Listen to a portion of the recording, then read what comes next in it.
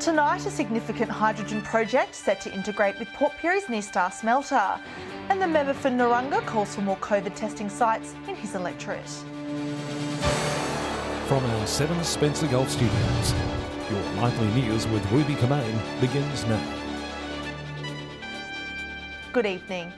The state government and one of the largest trading groups in the world have announced a new $750 million hydrogen facility at the Port Pirie smelter. The new project is set to be fully operational by 2025, expected to reduce carbon emissions by 50%. It's been a busy month of announcements for Nyestar and TLAP, and today welcomed more good news. The state government and Nyestar's parent company, Trafigura, announcing they will build a $750 million hydrogen facility at the smelter. The project aiming to decarbonise the facility by 50% by 2030, aiming to create hundreds of jobs in the region. This green hydrogen plant is expected to create between 150 and 300 jobs during construction, approximately 25 jobs in ongoing operation. The plant set to use a 440 megawatt electrolyser to split the hydrogen and oxygen from water, with hydrogen then produced into ammonia and the oxygen used to supply the entire smelter. The green hydrogen production facility will do is actually produce some of the ingredients that the multi-metals facility requires using renewable energy, so a much cleaner process. The project now in its final planning stages, ready to begin construction in 2023, with hydrogen to start producing and exporting in 2025. I've got great confidence that this is a project which will deliver for Port Pirie, but more broadly than that for Australia and the world as we move to more clean forms of energy going into the future. Christian Komenos, 7 Spencer Gulf News. A man has been arrested following an alleged shooting incident in Port Lincoln last month. Around 7 p.m. on November 26th, police responded to reports of gunshots on the corner of Matilda and Hay Streets. It's alleged shots were fired from a passing motor vehicle at 2 people believed to be known to the driver. A 19-year-old Port Lincoln man was charged with aggravated acts to endanger life and discharge of a firearm. Police are seeking further witnesses and are urging the public to call Crime Stoppers with any further information. Meanwhile, Port Lincoln Police is also investigating the theft of a vehicle. At around 4 a.m. on Wednesday, police believe a 2003 Ford Falcon was stolen from Ellen Street. The car was towing a small boat trailer, later recovered in Port Lincoln. The stolen vehicle is believed to be travelling between Port Lincoln and Whyalla. Anyone who may have seen the car is encouraged to call the police assistance line. The member for Narungga has called on the state government for more COVID testing sites to be opened in the electorate. Patients currently have to travel to Maitland for a mandatory test before being prepped for surgery at the Whyalla Hospital. A detour making patients frustrated. The member for Narungga calling on the state government to set up a COVID testing clinic in Whyalla or Kadina so patients being prepped for surgery don't have to travel to Maitland for a mandatory COVID test. If you want to have surgery at Whyalla Hospital, you need to have a negative test before you can go in, and there are a range of other reasons that you might need to have a negative test to show as well. You can only get a COVID test at the Whyalla Hospital if you are showing symptoms. Fraser Ellis saying this forces people who are asymptomatic to travel to Maitland to get a test. Well, I've reached out to the government 3 times, including as recently as this week, to try and urge them to provide more options. The obvious difficulty that we have here in the regions is providing staffing numbers that can provide these testing facilities. The doctors and nurses at Kadina Medical have raised their hand, saying they are willing to turn their clinic into a COVID testing facility. Yes, we're very willing and able to do it. We've got the workforce to do it. We've been exploring all the channels we can to get permission to do it, but it's a flat no. Health Minister Stephen Wade is yet to comment on why Kadina Medical's proposal was rejected, said to be leaving staff and patients angry and confused. Christian Komenos, 7 Spencer Gulf News. Still to come tonight, safety concerns raised over illegal fireworks this summer. And the head of the Far West Local Health District looks back on a hectic year of COVID chaos.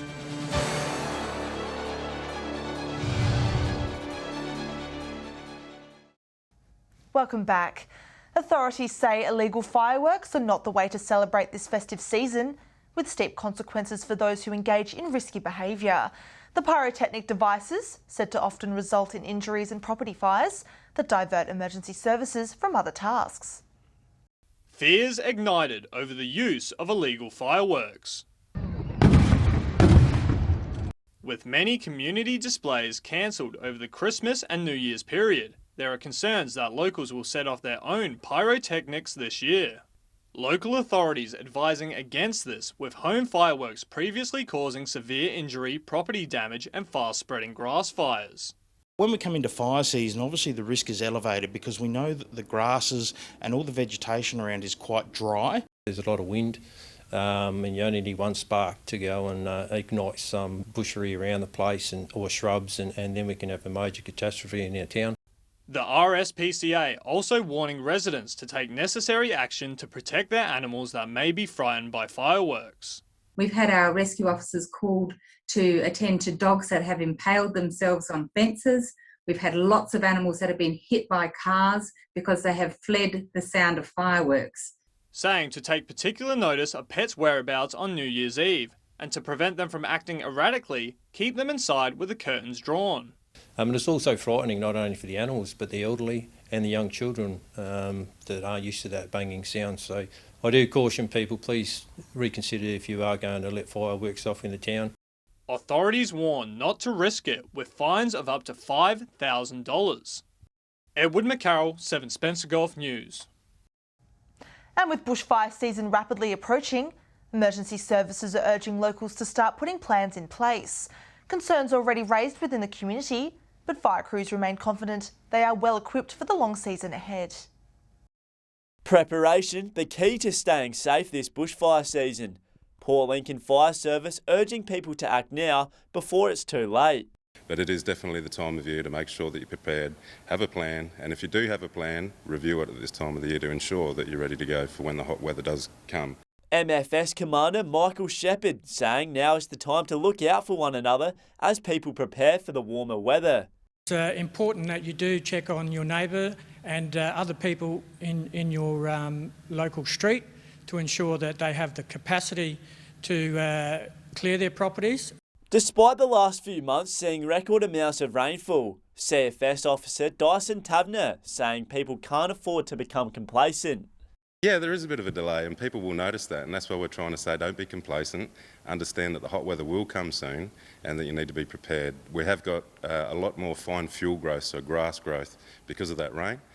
Fire crews have already responded to 5 grass fires in the last 6 days, and they're expecting many more to come in the next few weeks. Along with staying prepared, the CFS encouraging people to become familiar with local safety zones on high fire danger days. And we would hope that the community is ready now should we be faced with high fire danger conditions in Port Lincoln. Henry Millick, 7 Spencer Gulf News. 2021 will go down as the year COVID arrived in Broken Hill. A challenging year, but one which the community faced head-on and with a trademark smile. Our reporter Lachlan Itter sat down with the head of the Far West LHD to reflect on how far the city has come. Well, Umar, I guess it's rather appropriate that you're doing our year in review segment because I think you've probably appeared in our bulletin around 100 times this year. COVID's obviously dominated. We saw cases appearing in Dubbo.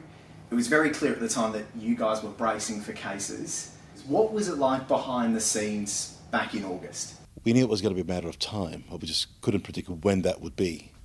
And I must admit, I did not expect it to be Whyalla. I thought it would be Broken Hill first.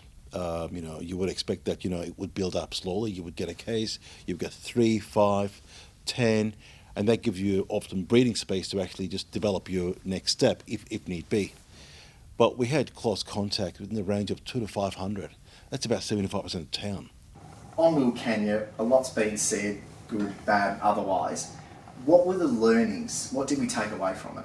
Biggest learning for me would be that actually think beyond the conventional worst case scenario, because that was way outside the conventional case scenario thinking. It was just massive for a town of that size. So when Broken Hill went into lockdown, we're at about 40% single dose for the whole district.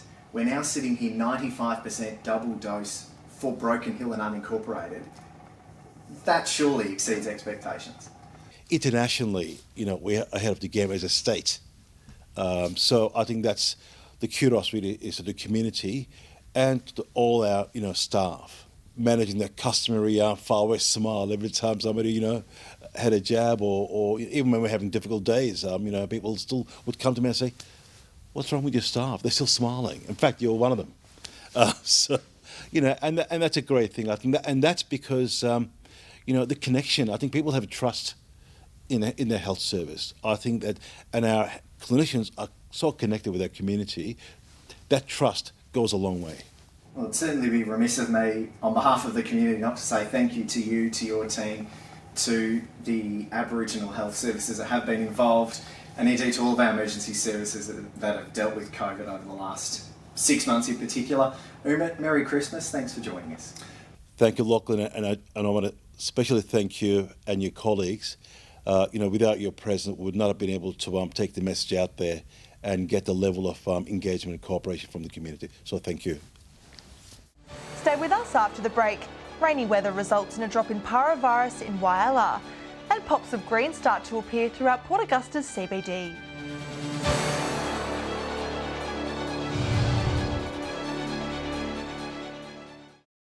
Hello again. Parvovirus cases in Whyalla have seen a drop in the past month, thanks to weather conditions which helped clear the virus in the soil. However, the city is not out of the woods yet, with concerns higher temperatures could see the virus return.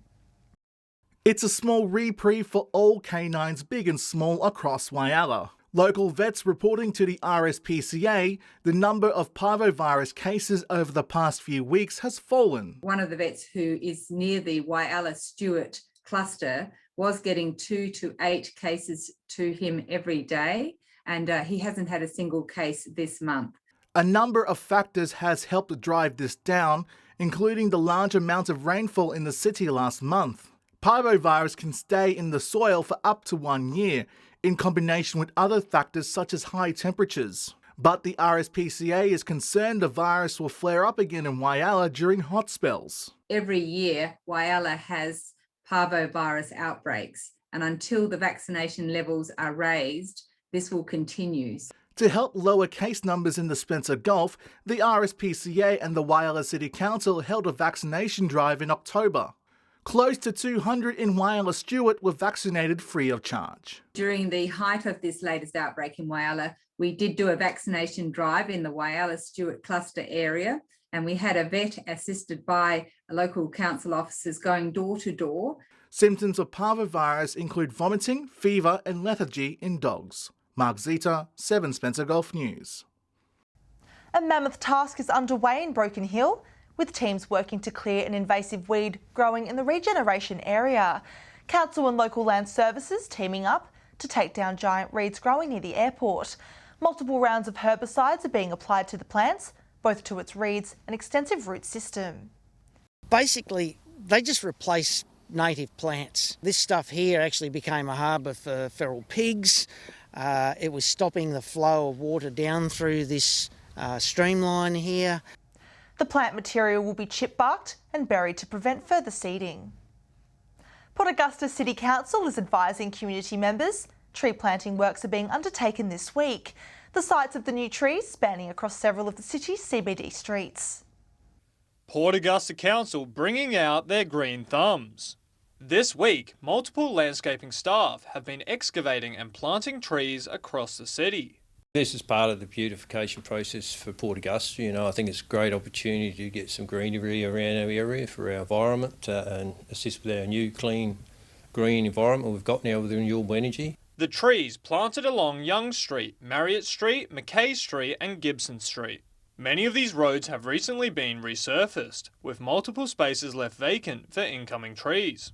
Council says it's taking special care in the planting process, so the tree roots do not grow to buckle the new surface or the footpaths in the future. The tree planting is not a simple process, a bit of science goes into this. There's a lot of thought now because we want to make sure the trees are properly rooted, they don't destroy driveways, footpaths and create issues, and we also are concerned about what may fall from the top of those trees. Also saying efforts will be made to minimise disruptions to the community while the trees go in. However, for safety purposes, traffic and pedestrian restrictions will be implemented in the work zones. I think it'd be great, it'll beautify the area, and hopefully people will show respect for what's planted in the ground. Edward McCarroll, 7 Spencer Golf News. Stay with us after the break. Our fishing experts will share what's biting out in Spencer Gulf waters this weekend. And we'll have all the weather details with Alex Sykes.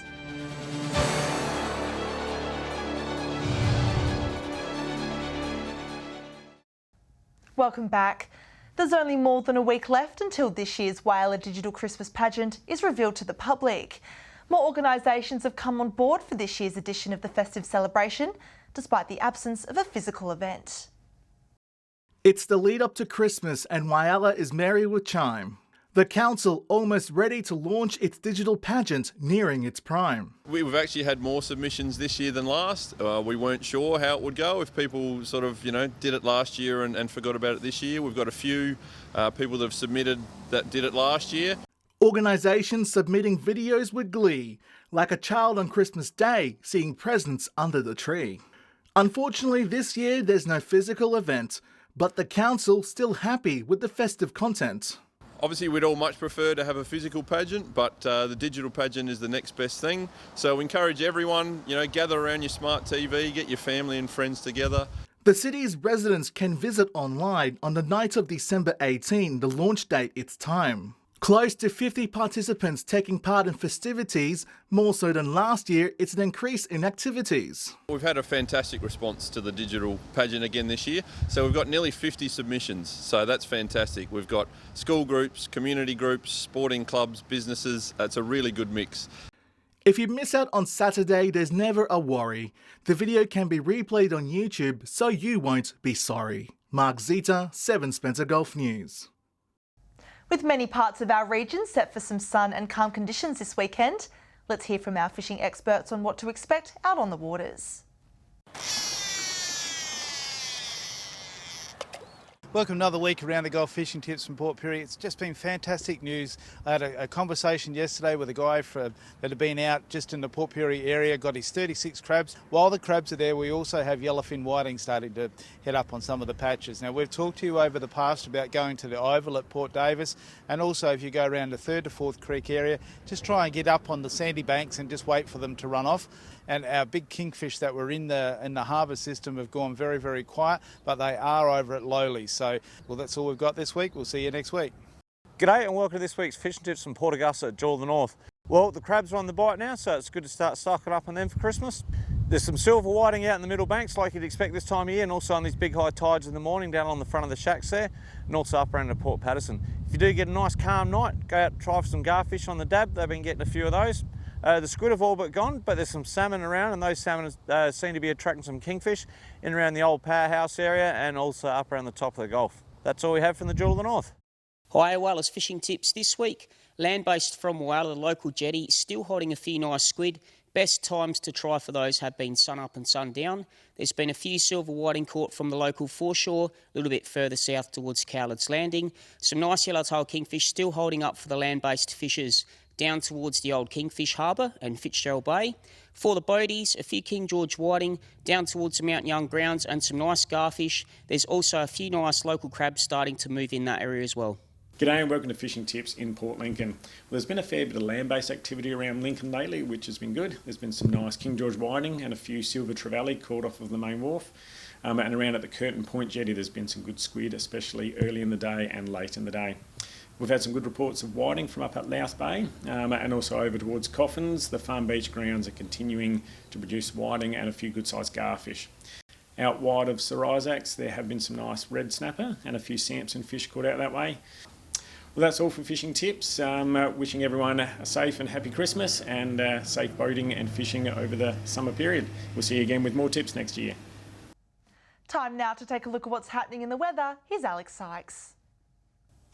Thanks, Ruby, and happy Thursday, everyone. Gorgeous mild day across our region today. From 3 p.m, Whyalla was partly cloudy and 20 degrees. Broken Hill was sunny and 22, and Port Pirie was 24 degrees. Looking further out across the region now, Port Augusta and Woodna were both 23, Port Lincoln was 19, Kadina and Cleve were 18, Clare was 20, Cooper Pedy was sunny and 26 degrees. Taking a look at the satellite image now, and not a drop of rain across the Gulf. Some cloud pushing in from the south but remaining dry. Clear elsewhere under a warm, dry air mass. Moving on to tomorrow's weather outlook now, and we'll start with the Gulf waters. South to southeasterly winds 15 to 20 knots, seas 1 to 2 metres, and south to southwesterly swell below 1 metre. Port Lincoln will be partly cloudy and 21 degrees tomorrow, cloud clearing in Cleve and 22 degrees, Woodna to be sunny and 29. Whyalla is sunny and 24, Port Augusta also sunny with a top of 27, and Kadina will reach 25 degrees. Port Pirie and Broken Hill both to reach 26, and Clare will be sunny and is set to reach a high of 25 degrees.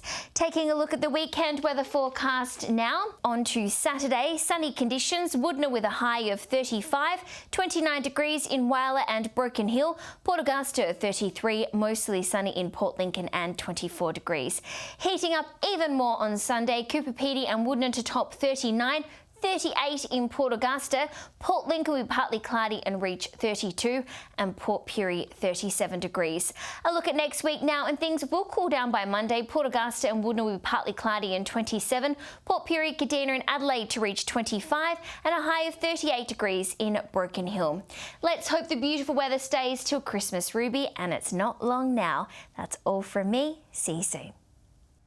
Lovely, thanks for that, Alex. And that's all local news this Thursday evening. Thanks for joining us. I'll have updates later, and we'll see you again tomorrow with our final bulletin for the year. Good night.